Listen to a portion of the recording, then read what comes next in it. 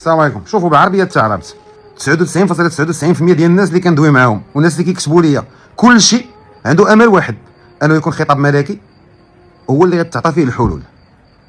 الشيء دابا هيك وقفات، ما نقدرش نقول تعابير واحده اخرى اللي كنعبروا بهم على ان الحاله صافي مشات. ملي كيولي الشعب كامل كيتسنى ان صاحب جلاله الله ينصرو يخرج يدوي باش كل شيء يتقاد، هذا كيعني بانه حتى شي قمقوم في المغرب ما خاصو يعاود يحل فمو من هنا لقدام ويكذب على عباد الله في الانتخابات ويعطي الوعود الكاذبه ويشري الاصوات وما يخلي ما يدير باش في الاخر يطلع على ظهر الشعب.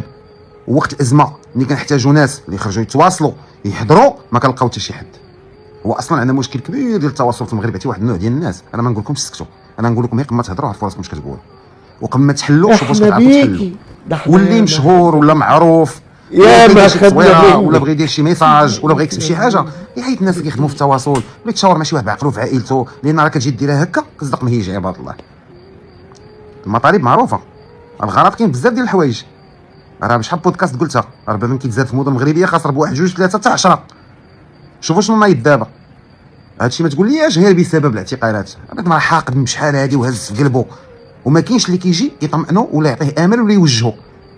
واحد كتطبه ما عندوش ومو ما عندهاش والضغط ديال العائله والسيستم سكولير يعني النظام المدرسي ما معاونوش وما كاين لا اخصائيين نفسيين في المدارس وكيشوف الا مرض ما عنده كيدير يداوى وبنادم كيعطيه النيجاتيف ملي كيجلس هو كيسمع السلبي السلبي السلبي بيان سور واحد النهار غادي يتفرقع.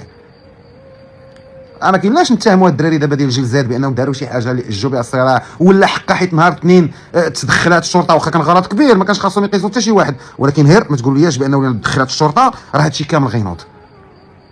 بنادم هز في قلبه، واخا هز في قلبه باقي عندنا امل.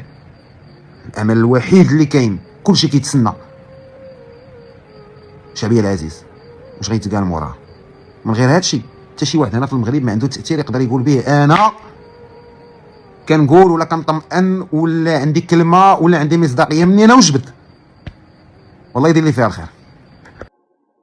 الله يحفظه لينا والله ينصر مالكنا والله يقوي عزيمتنا نكونوا دائما مغاربة ايد وحده.